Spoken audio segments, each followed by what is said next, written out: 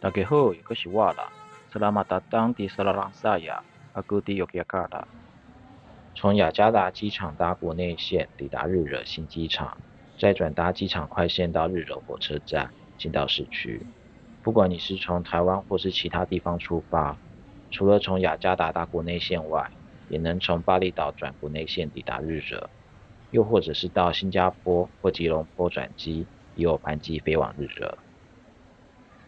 这支影片要带大家散步在日惹最热闹的 Malioboro 大街，总长约2公里间的几个景点和它白天与夜晚的景象，以及到日惹皇宫、日惹水宫和在傍晚时分看夕阳下的日惹纪念碑。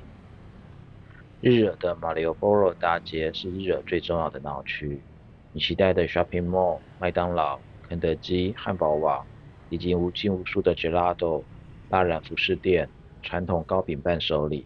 还有菜市场，都在这段不算很长的大街上。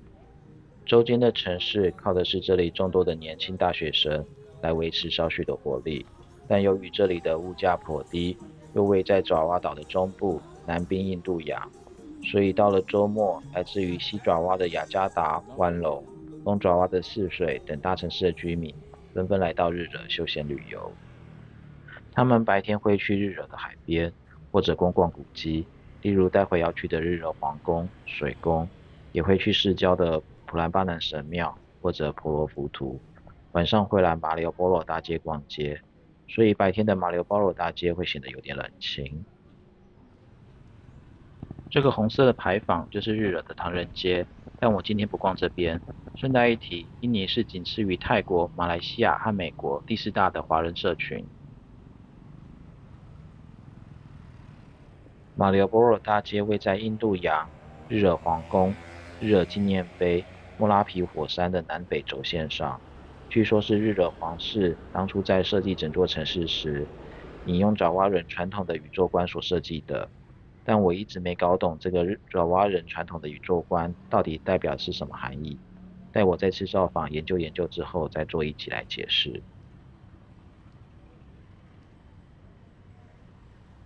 这座清真寺就在唐人街牌坊的斜对面。Pasar Baring Harjo 是在地传统的菜市场，生鲜衣着杂货都有，但我这次也不逛这边。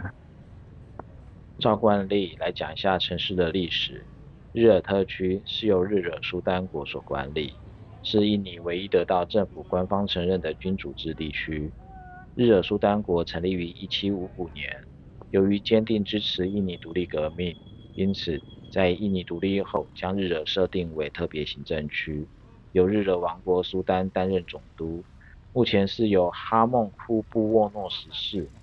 图片中这个男人有5位女儿，他目前打破了长子继承的惯例，指定长女继承，所以未来的日惹会是由女性苏丹所管理。日惹这个地方可以追溯到西元8世纪的马塔兰王国，那时候已经有佛教传到此地。随后到了13至16世纪间，满者伯夷帝国也曾统治过这边。满者伯夷是一个拥有近100个朝贡国的帝国，疆域从苏门答腊岛一直延伸到新几内亚。现今整个印尼的领土几乎都曾经被满者伯夷帝国所统治。它是个印度教的帝国。当时的中国对于满者伯夷帝国的理解是明朝郑和下西洋来了这边很多次，把他的第一手资讯带回朝廷。一直到了16世纪末，马塔兰苏丹国取代了满者伯夷，统治这个地方。这也是回教进入爪哇岛的时期。马塔兰苏丹国在18世纪中期爆发内战，而后日惹苏丹国的建立也开始建立今天所看到的日惹城。18世纪中期，荷兰人来了，当时的日惹苏丹割了一些地，跟荷兰人换了一些东西，然后就走入荷兰人殖民的时代。在雅加达那支影片里有提到，日惹王子 Diponegoro， 可以去资讯栏那里找雅加达那一集的连结。日惹王子 Diponegoro 在1825到1830年起兵发动爪哇战争，主要原因就是荷兰人掠夺太多资源，导致人民食物不足。日耳宫廷开始觉得自己的军权威望有所动摇，因此起兵反抗。这里是1949年3月1日纪念碑。印尼独立战争时，荷兰人在这一天来个大进攻。假如没有特殊的活动，是不会对外开放的。这里是日惹皇宫的北部广场，中间有2棵神圣的榕树。在爪哇封建时代，穿着白袍的行愿者会耐心地坐在这边，希望引起国王的注意。但这太阳直射真的很热，现在应该很少人会认真地看待这座广场到底在干嘛。日惹皇宫 Keladong 顾名思义就是日惹王国苏丹所住的地方。现在苏丹仍然居住在这里。这座皇宫是由一系列豪华大厅、宽敞的庭院和凉亭所组成，建于1755年至1756年间。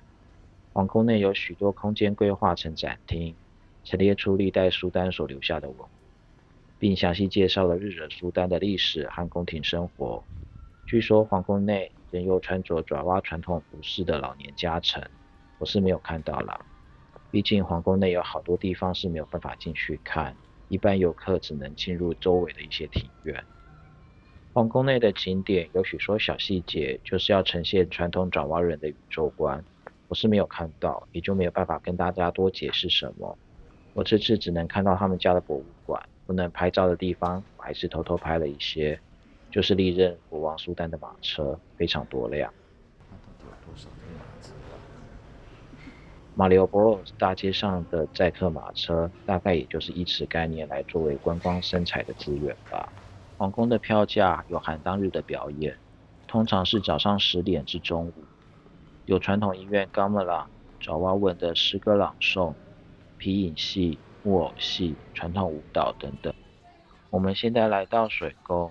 水宫达芒萨利建于18世纪中期。达芒的意思是公园，萨利则是美丽或花朵的意思。达芒萨利指的就是花园或美丽的公园。原本的设计具有很多功能，像是拿来休息、冥想，甚至是防御和强身。其实说白话点，最主要还是国王的度假别墅，是国王和妃子游泳、洗澡、玩水的地方。达芒萨利是日惹苏丹国第1任苏丹开始建设，第2任苏丹时完工。设计师曾2次前往巴达维亚学习欧洲建筑，这也是达芒萨利的建筑带有欧洲风格的原因。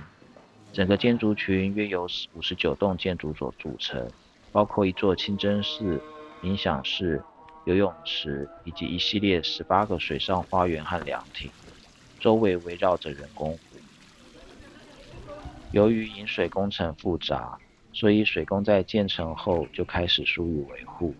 加上1812年英国人来日惹乱了一下，把部分的水宫建筑群给毁了。日惹战争期间再度疏于维护，又有部分建筑物遭殃。1867年的地震也摧毁了几座建筑，宫殿建筑群也就不再使用。随着时间的推移，很多居民移入，开始居住在这个地方。1970年代初才开始努力修复，直到现在，只有洗澡的地方已经完全修复。所以影片画面最美而且有水的地方就是洗澡的地方咯。自2017年起，包括达玛萨利、格拉洞和日惹市中心被联合国教科文组织列为暂定的世界遗产。说实话，水宫比皇宫美，拍照起来也比较有气氛，所以参观水宫的人会比皇宫多很多。我们现在爬上2楼的休憩区，窗外就能看到水池的景致，在这里玩水会有很高的隐秘性。2楼的室内的墙面有很多涂鸦留言，看起来屁孩的行为是全世界一致的吧？那个杠达跟哈尼，希望你们现在还在一起，祝福你们哦。刚刚提到过，达曼萨利开始年94修废弃之后，一般民众就移入到周边居住，所以我们随便走个门出来，就直接到民宅的院子里了。只是这些民宅的院子都曾经是古迹的一部分。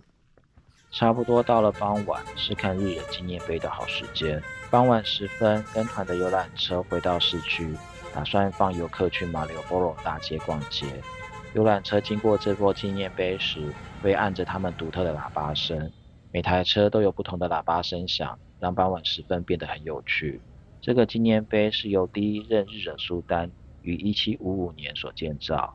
据说当时的日惹苏丹在打坐冥想时，以这座纪念碑为基准，面向莫拉皮火山的顶峰。原本纪念碑的顶端是圆形的，碑柱也是呈现圆柱形，而且高25公尺。在1867年6月10日的大地震中倒塌，纪念碑的高度也从25公尺降低成15公尺。2012年，纪念碑重新修缮，据说装饰漆是用22克拉的黄金所制成。目前的纪念碑就像个小圆环，纪念碑的西侧有个咖啡厅，许多游客会在傍晚时分在咖啡厅的2楼等着看纪念碑打光。在东侧还有座小小广场，也会有游客坐在那边，像我一样，等着看夕阳西下的景色。我坐在这个小广场录了10多分钟的夕阳，现在把它快转成说时。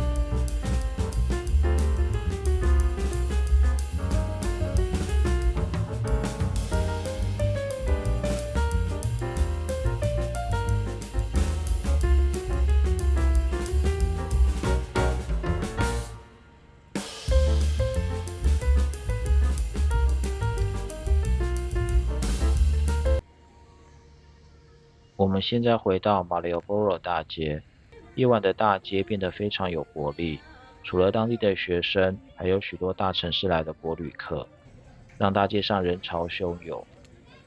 我造访日惹时，整座城市的外籍游客非常稀少，可能比日本制的压缩机还要少。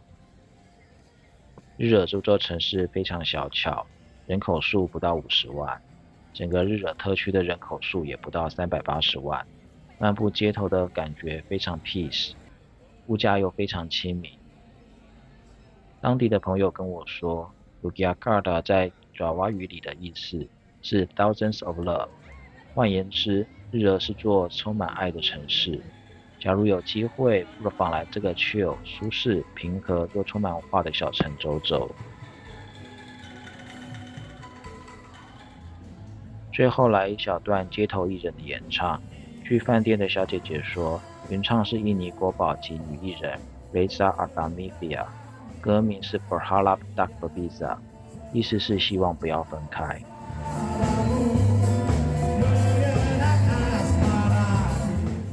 这支影片就到这边，接下来的2支影片会造访婆罗浮屠和婆罗巴南神庙。喜欢这支影片就麻烦订阅分享一下咯，南巴一顿吧。